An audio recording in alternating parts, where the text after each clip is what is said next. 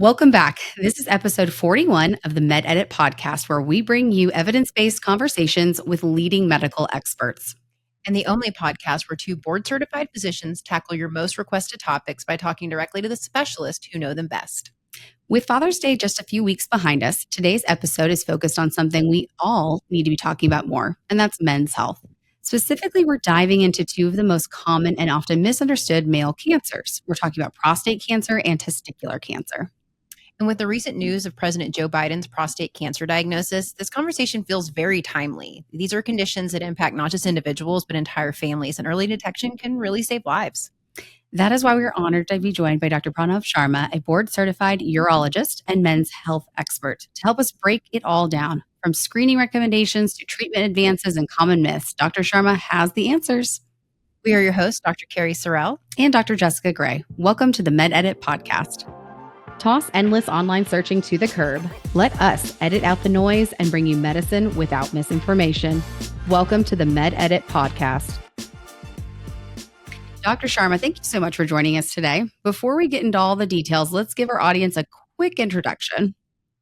All right, Dr. Sharma is a board-certified urologist and associate professor in the Department of Urology at Texas Tech University Health Science Center here in Lubbock, specializing in male reproductive health, urologic cancers, and preventative care. He completed his medical degree in urology residency at top institution and is known for his patient-first approach and commitment to education. Whether it's in the clinic, the OR, or the community, he's passionate about empowering men to take charge of their health. And today, he's here to help us do the same. Thank you, Dr. Sharma, for being here. Let's start with the basics. What exactly is the prostate and what does it do?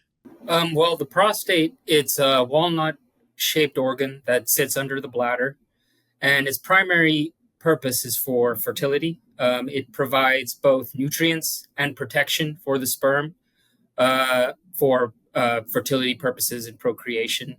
Downside is after you're done with your kids, it doesn't really serve a purpose after that other than causing problems. But unfortunately, you can't just get rid of it. And so unfortunately, that's where urologists come in to try to help manage some of those issues that happen later in life with your prostate.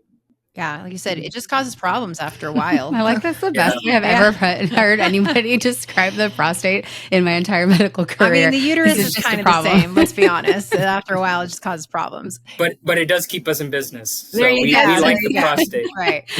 That's why we like the prostate. Yeah. And according to the CDC, about 13 out of 100 men will get prostate cancer during their lifetime. It is the second leading cause of cancer death among men in the United States after lung cancer.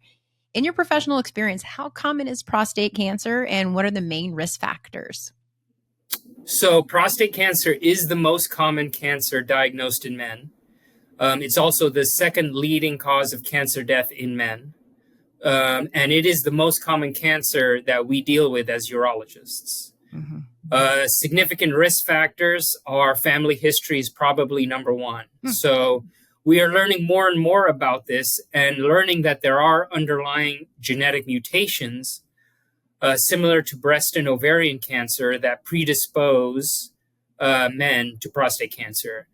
And as a matter of fact, the BRCA mutation, which we commonly see in women with breast ovarian cancer, can also run in those same family groups and predispose men to prostate cancer in those same family groups.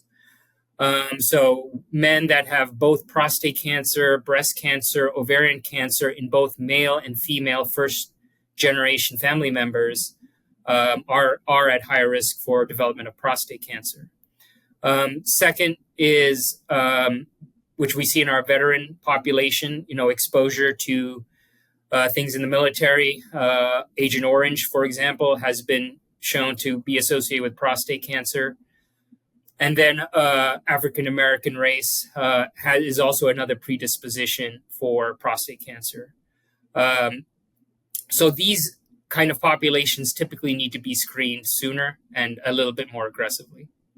So on that note, especially even for medical providers like me as a primary care physician, I get this a lot, and there's a lot of confusing data out there, right? You talk about the United States Preventive Task Force and their opinions. You talk about, the American Urologic Society people group. So you guys all coming up these recommendations. I don't feel like there's just a great hard and fast rule for screening.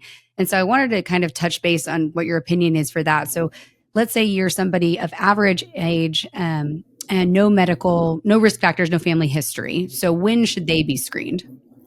So I go based off the AUA guidelines, American Urologic Association, and our recommendations is to start screening at age 55 if you have no risk factors every other year until you're age 69. And the reason we stop at age 69 is at that point, your risk of dying from prostate cancer is lower than your risk from passing away from other related medical conditions. And that's why we do recommend stop screening at 69. Of course, these are just guidelines. Everyone takes a nuanced approach depending on the patient. I have 80-year-olds that are, as you said, playing tennis or playing pickleball nowadays. Very healthy guys, potentially want to live to 100 or potentially could see themselves living to 100, especially if they have family history of other. Their mom and dad lived that old, and they still would benefit from screening because their life expectancy is still greater than 15 years. So the guidelines, you have to take a nuanced approach with each patient, but typically it's 55 to 69 every other year.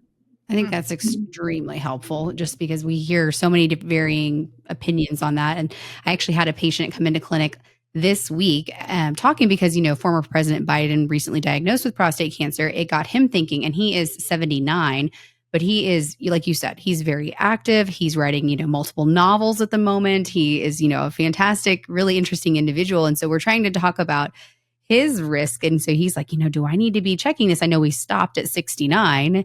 When do I need to be checking for an individualized approach? So I appreciate you kind of giving that side of it as well, because obviously there's some caveats that we will touch base later about talking about that screening. But just going back to it, again, touching base that, it's in the news lately with former President Biden's diagnosis, without getting into his specifics, since you're not his urologist, but how common is this diagnosis in older men, in the older population, and how has this approach with the treatment evolved? Yeah, so there used to be a very telling saying in urology when we were residents that if you live long enough, you'll eventually get prostate cancer. Mm-hmm. So they've actually done cadaveric studies. And, for example, every time they did a 90-year-old cadaveric study, about 80 to 85% of them had prostate cancer. Obviously, these were men that were asymptomatic from this prostate cancer, but it is true that if you live long enough, well into your 80s, 90s, you'll eventually develop prostate cancer. But again, most of these are low-grade, non-aggressive prostate cancers. So the ones that we're really treating and really focusing on are those probably between 60 and anywhere as early as 40s to probably mid to late 70s. Those are the ones that really can extend their life by evaluation, diagnosis, screening, and treatment for prostate cancer. So I guess on that note, I wanted to add in there. So if you do have a family history of prostate cancer, how does that affect, for like women, we say for breast cancer, we say, or even, for colon cancer, we say 10 years earlier than the youngest person's diagnosis. What do you say for urology world for prostate cancer screening? Yeah, very, very similar. Same thing. So you would start at 45. Okay. That makes sense. What does that screening entail? Like, what are you doing for screening now? Because I think it's probably different from when we were all in med school training and those type of things. So the traditional screening, and again, taught in residency, and I did, things have kind of changed. I did residency about 15 years ago, and the traditional screening was the rectal exam and the PSA. Mm-hmm. I think we've realized that over time, the rectal exam, it's very subjective. You can only feel the posterior or the backside of the prostate because you're feeling through the rectal wall and you're only feeling one surface of the prostate, which is the surface that faces the rectal wall, which is the back surface. And of course, it's not comfortable and men hate it for the most part. So there is a great subjectivity with the rectal exam. That being said, there are many other things you can also evaluate with the rectal exam by feeling the prostate, such as prostate size, We have even picked up rectal cancers by just doing a rectal exam. And there are, of course, nodules you can feel on rectal exam. So it is still part of the screening in addition to your PSA blood test. Now, we do say that if you have one abnormal PSA blood test, we always like to recheck it 4 to 6 weeks later. One abnormal PSA blood test is not enough to necessarily say that you have an abnormal PSA. We really like to at least get a repeat sample 4 to 6 weeks later to confirm that this PSA is truly elevated. And that's when, in the primary care world, you would make the referral to your urologist for an elevated PSA if you've had 2 different PSA blood tests, separated by 4 to 6 weeks that are elevated. Yeah, I think that's one that whenever we got taught, that was to counsel them before you order it, that when this comes back, if it's elevated, this is not, you have cancer immediately. It's a longer conversation that's going to involve the urologist and a lot of other, added maybe testing or other things that you guys have to look into as well, right? Correct. Yeah. And we have now imaging. We rely heavily on MRI imaging now for the prostate. Before we just do biopsies, which is something new within the last 10 years.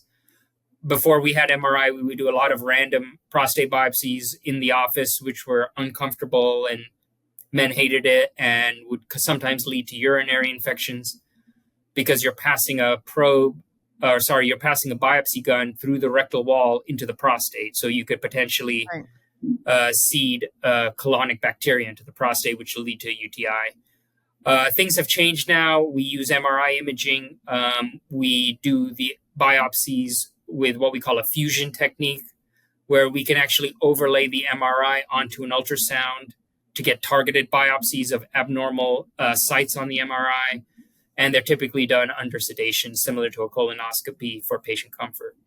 So the biopsy process is a lot more appealing to the patients, I guess. And there's a little bit more investigation that we do before we get to that biopsy step. I mean, I remember being in the Texas Tech Urology Clinic, I think it was a resident or a med student rotating and seeing a biopsy done at that time. Now, this is like a decade ago.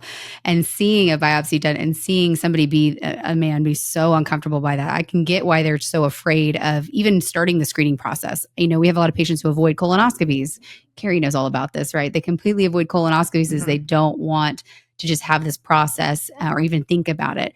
So kind of in the primary care setting, obviously screening when they're with the urologist, one thing, but in the primary care setting, let's say we have a man in his, 50s and he's just avoiding going to the primary care doctor completely because he's just so terrified of having to get a digital rectal exam with the screening. Can we use the PSA alone without the rectal exam in that setting? Yeah, that's reasonable. Again, I cater screening recommendations or further treatment recommendations. It's all based on patient input. So yes, it's very reasonable. There are even some men who, even with one abnormal PSA, I say, hey, let's recheck it, make sure. But they are very anxious. They just want to go ahead and get a MRI of their prostate right away. They don't want to even if they got another level that was normal, they would still be concerned or anxious about the first level that was drawn, even though we typically like to get at least 2 levels, and they just want to go straight to the imaging of their prostate, which is, again, because of anxiety or maybe because they have family history and their prostate cancer runs so much in their family that they don't want to take any chances. And so they want to go ahead and get an image right away. So yeah, this is all catered to patient input. And so, yeah, it'd be very reasonable to just check a PSA without a rectal exam. I think that's a good thing to know that you can tailor some of these recommendations. So we're going to shift to one of your other specialty areas is testicular cancer. And so this is often something we often associate with younger men, but it's not discussed nearly as often. Cari and I are both moms of boys. So this is something that, we also as moms want to be aware of. The CDC reports that testicular cancer is most commonly diagnosed in men between the ages of 20 and 34. And although rare overall, it's the most common cancer in this specific age group. So we're asking you as the expert, who is most at risk? How can men detect it early?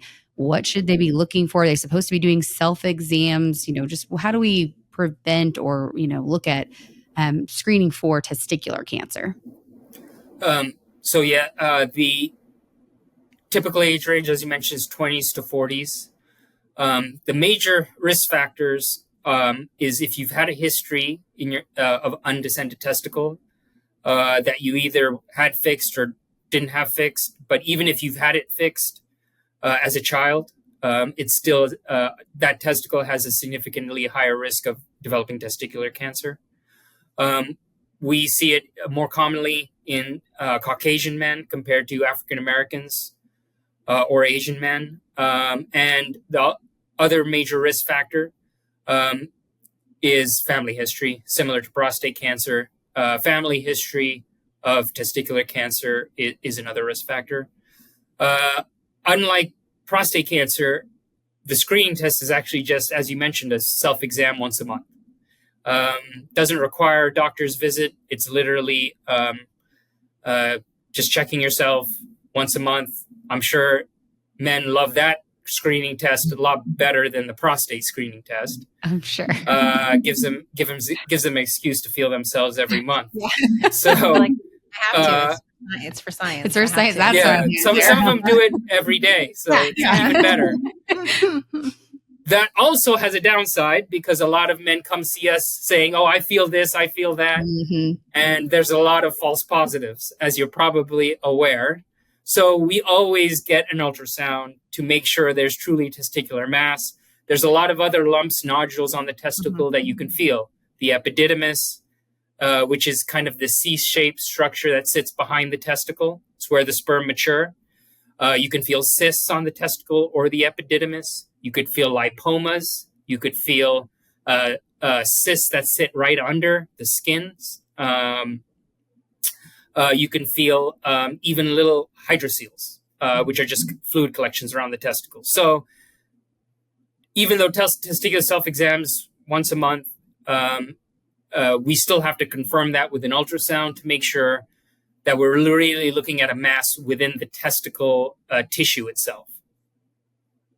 Yeah, that's good to know. Like you said, I think a lot of men don't know necessarily in that age group because a lot of the men in that age group haven't started seeing a primary care physician yet, right? Because there's no other screening requirements they have really to have checked until they get close to maybe colonoscopy age or something like that. So they don't have anyone to ask those questions to. And sometimes that precipitates going to a primary care physician. They feel something, they have to go to a primary care physician and get a referral if it's of real concern. Sometimes that's how men get into into the medical system to begin with.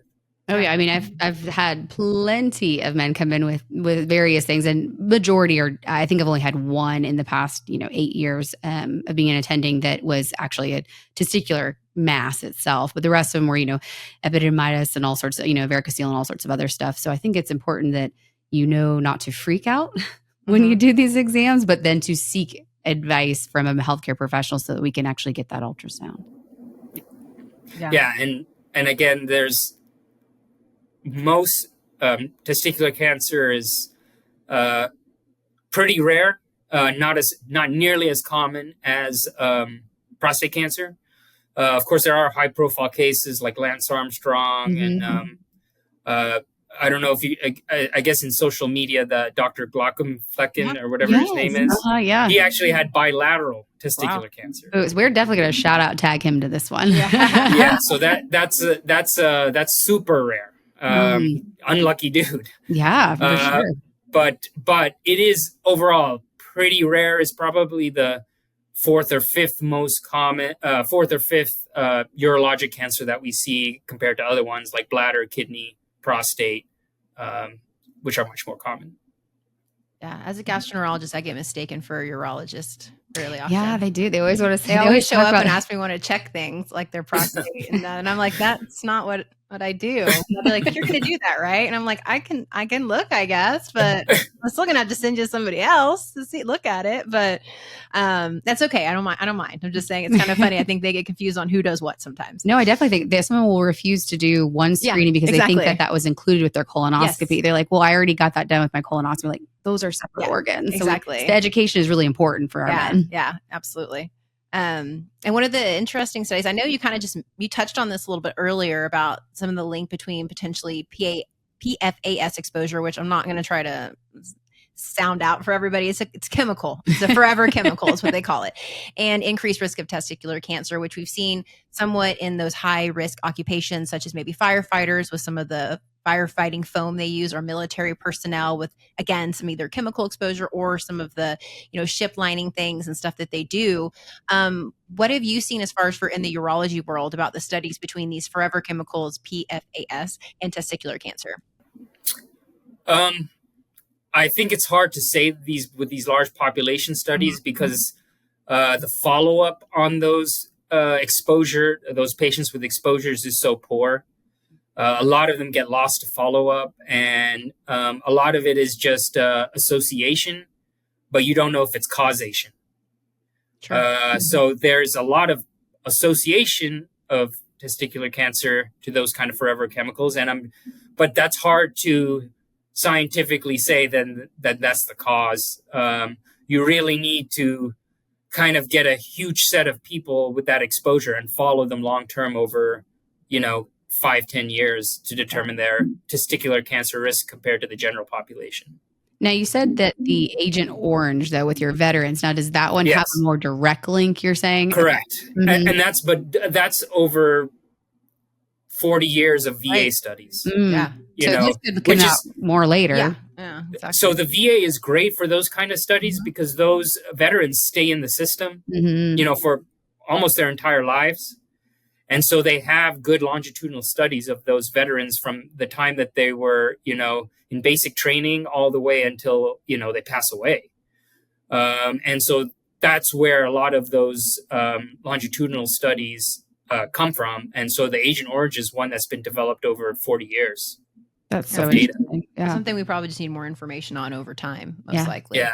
That's where they kind of get those robust data sets. Very interesting. So what are the treatment options, or what's the typical prognosis for somebody who is diagnosed with testicular cancer? Let's say Lance Armstrong.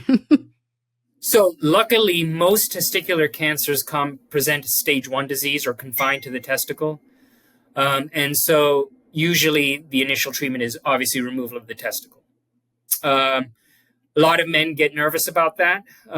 But with one testicle, you can still preserve almost normal fertility and almost normal testosterone levels. There is some obviously decrease compared to a man with 2 testicles and 2 in terms of testosterone fertility, but it's not as drastic as what a lot of men think.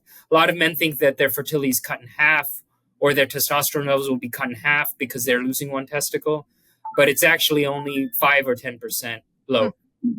Oh, 5 or 10%. That's even lower than I would have even thought too. That's interesting. Yeah. So, there is some decline. There is some decline. 2 is always better than 1, but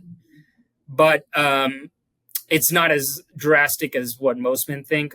But usually the initial treatment is, of course, removal of the testicle.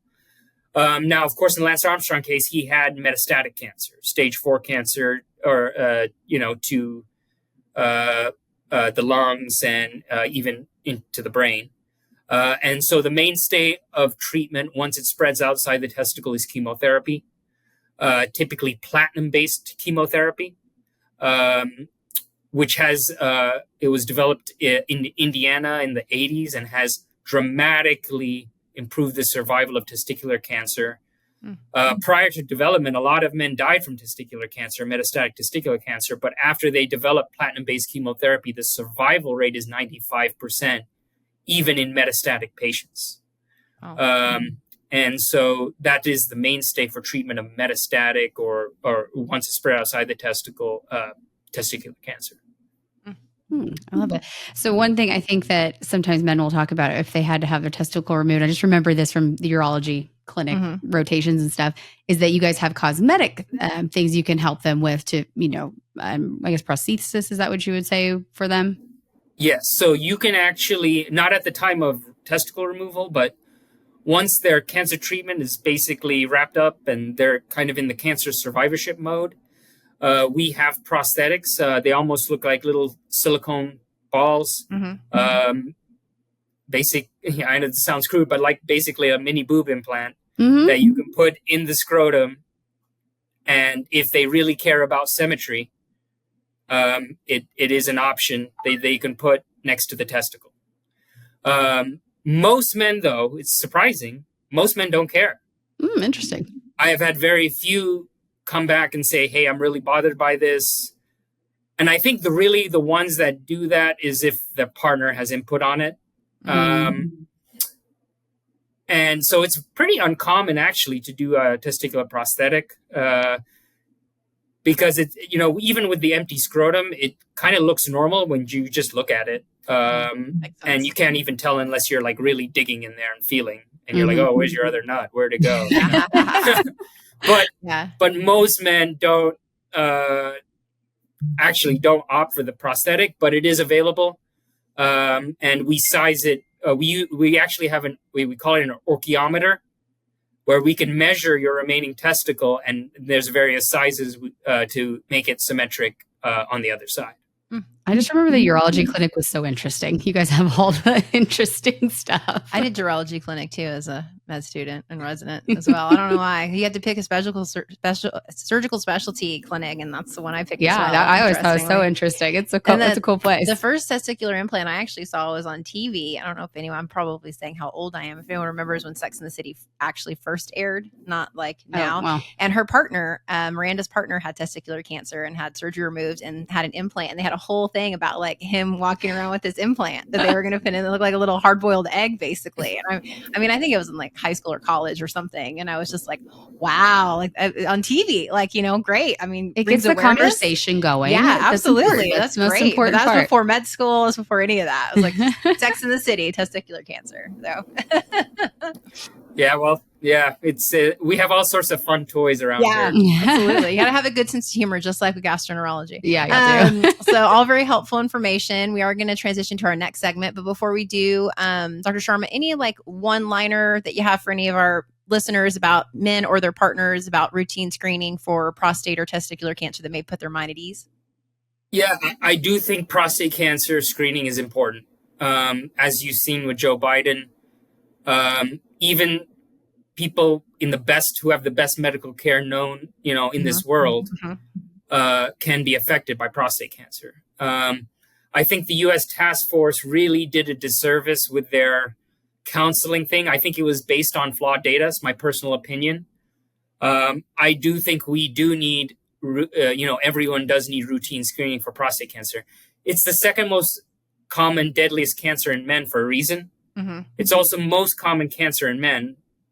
And I think if they I think that if they had tried to do that with breast cancer, there would have been an uproar. Sure. I just don't think men advocate for themselves as well as women do. Absolutely. I think it was a huge disservice, and I don't think men advocate, maybe they don't have the lobbying power or in general, and we as physicians see it, men don't advocate for their health as much as women. And I think that it was a huge disservice to make the prostate cancer screening so controversial. Yeah. And I do think routine screening is necessary. And I do think we need to advocate. And part of that is part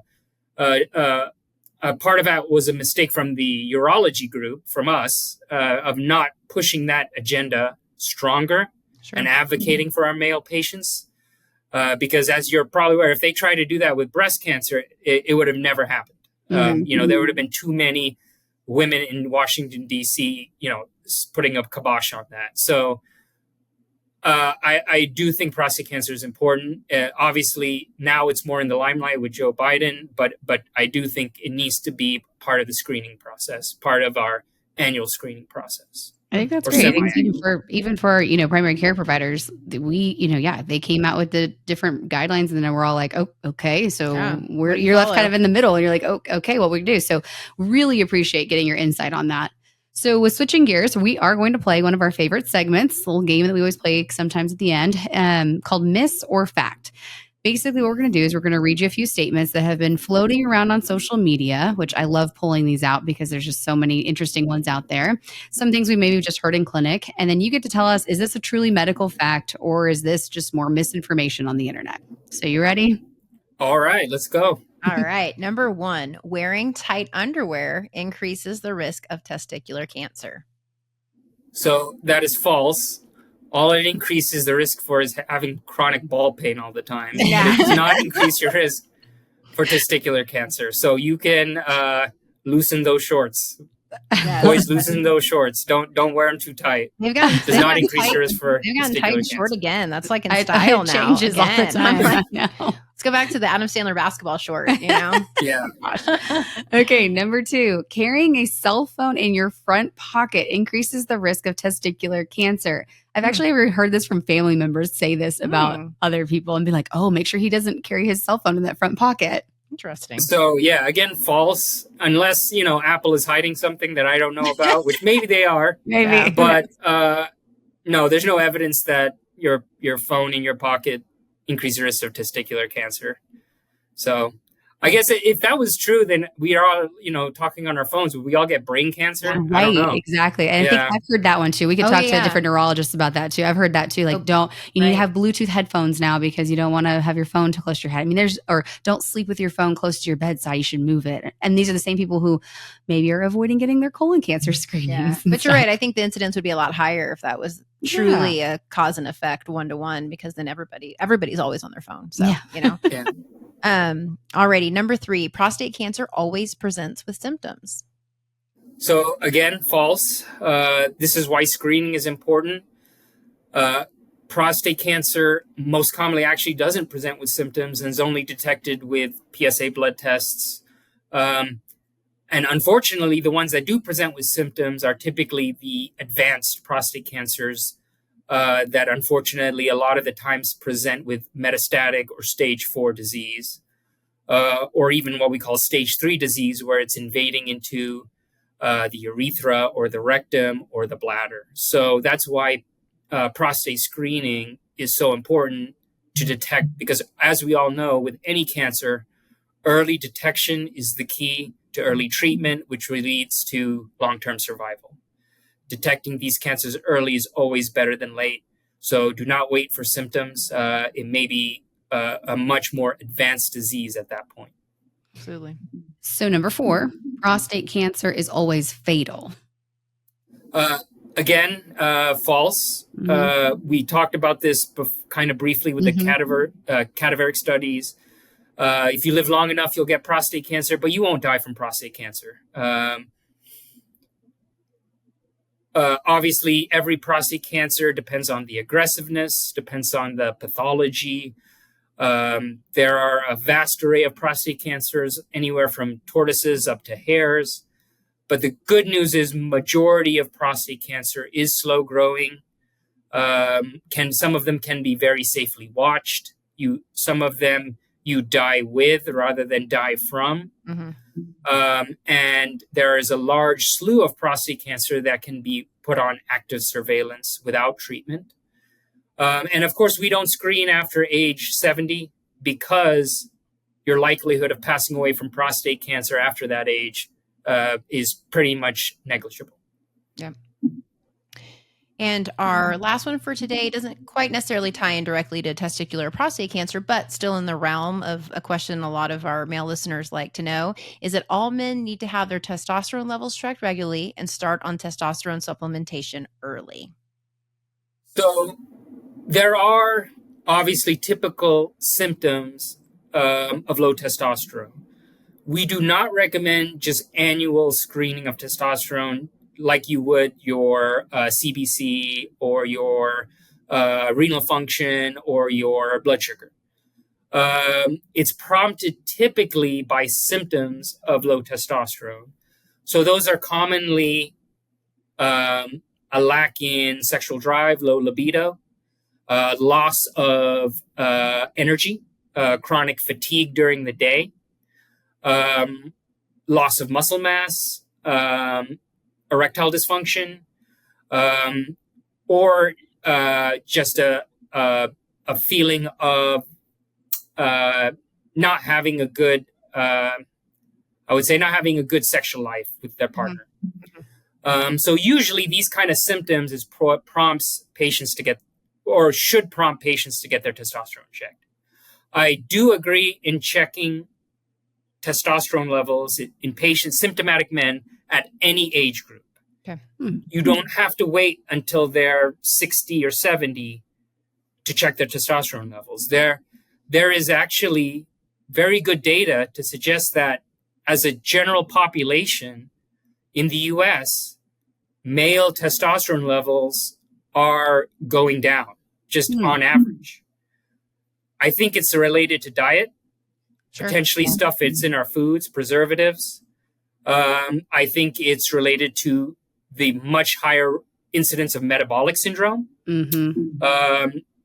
Adipose cells have an enzyme called aromatase, which converts testosterone to estrogen, which can, with metabolic syndrome, that can cause low testosterone levels. So actually, I think low testosterone is probably much more common than we even think it is now. Even in younger men, 40s, 50s, even 30s. Oh. So I do recommend checking testosterone levels in symptomatic men at any age group. Interesting. Awesome. And the AUA guidelines typically say that a testosterone level less than 300 qualifies for low testosterone. However, you have to take that with a grain of salt. There are nuances with that. If I have a 35-year-old that's symptomatic, and it really affects his quality of life, whether it's sexual dysfunction or fatigue or low libido or one of these common symptoms, and their testosterone level when we check, and we always do 2 checks similar to PSA. It's typically a morning check because of the circadian rhythm of testosterone. If that level comes back, let's say 350 or 400, I'm still going to treat that man, even though it's not under the 300 threshold, because of his age and because of his symptoms. And there's also a lot more data to suggest that testosterone and the risk of prostate cancer is there's pretty much no data there anymore. If you have an undiagnosed prostate cancer, you've never been screened, and you go on testosterone, then it is like putting gasoline on a fire. It will make that prostate cancer more aggressive. But if you have no known diagnosis of prostate cancer, normal PSAs, and you go on testosterone, there's no data to suggest that it increases your risk of prostate cancer. And obviously the benefits of testosterone, similar to women on estrogen, can improve bone health. And there's even some early data that instead of increasing your cardiovascular risk, it can decrease your cardiovascular risk. So I think it's funny because there used to be a period of time where a lot of women were on estrogen replacement therapy, and then it's kind of swung away from that. But it's funny, but in men, there's a lot of men on testosterone replacement therapy. I don't think we're ever going to get to, I think it's just going to become more common. Yeah. Interesting. Because of all the benefits. And of course, when it's like you can increase your sex drive, that's all you need. They're on it immediately. So it's a very easy selling point. After this episode airs, I'm going to have so many men in my office asking for the testosterone levels check. So you're going to get some patients, I think, coming this year. Yeah. So the selling points are easy, but we're seeing it more commonly. I mean, as you know, metabolic syndrome is very common. And I think that has a role to play. I think there's probably some, because we do see it much more over even compared to a decade ago. And in younger men. Now, you have to be careful with testosterone. It's not meant to be used as a bodybuilding tool. Right. You still want to keep your testosterone within the normal range, which is, max is 1200, but usually a good level is 600 to 1200.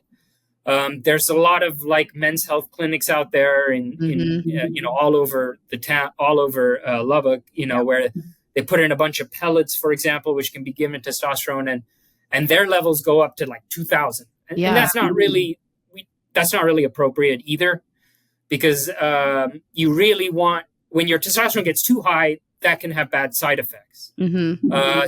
Specifically blood clots and hemochromatosis. Your CBC count can actually, your hematocrit can go way too high, and then you need a phlebotomy. So it's very important that if you're going to do testosterone replacement, you monitor their levels and make sure it's in the normal range, physiologic range. You don't want to overdose their testosterone, and so it's a nuance. I sometimes have guys here that, they're ripped and they're like coming in for testosterone replacement therapy. And I know when I check that testosterone level, it's going to be way too high. Yeah. And that's typically because they've had their testosterone done somewhere else and they're kind of using it as an anabolic steroid. Mm-hmm. That's not what it's there for. It's mainly meant to keep you in a normal physiologic range and help improve the basic symptoms of low libido and fatigue and energy to improve your quality of life with you and your partner. So again, it's a very important that you have someone experienced in testosterone replacement, urologist or endocrinologist that knows how to appropriately dose the testosterone. Yeah, absolutely. I think that was the best advice Yeah. because those little, doc in the box type things are all Everywhere. over the place. And then I have so many of them come in with their hematocrit, hemoglobin hematocrit levels off the charts. And we're like, oh, okay. And then they have the pellets that you can't take out. And it's a whole process there. So we're really appreciative to have a urologist. I think we could have an entire episode about testosterone, which maybe we'll come back and have that one with you as well. But this is exactly happy to participate in that. Yeah. Yeah, and I do think there's again, there's so much testosterone out there that you really want to give it by someone who's going to, and I see this a lot, people give testosterone, but they don't keep track of the levels. Oh, yeah, sure. And that's where you get in trouble. You got to follow up. You have to have these patient compliance with continuously monitoring the levels and adjusting the dose based on the levels. Just like any other drug, just like insulin, you have to keep track of the levels and make sure it's in the appropriate range. I love it. See, this is exactly why we play this game, right? So the misinformation is everywhere, and having experts like you, Dr. Sharma, it really helps us cut through all this noise. Thank you again, Dr. Sharma. That's all the time we have for today, but you're shedding this light on an incredibly important couple of topics right here. So we're really appreciative for your time. Thank you for having me. Appreciate it. Yeah, and to all of our listeners, don't forget that knowledge saves lives. Share this episode with the men in your life that you love. Remind them to check in on their health, and not just after Father's Day, but all year long. If you're here for the CME credit, check the show notes for instructions on that. And make sure to follow us on Instagram and TikTok. Subscribe. Let us know what topics you want to cover next, and we'll see you on the next episode of the MedEdit podcast. Thank you for listening to the MedEdit podcast. Please click the follow button to be notified when more episodes become available.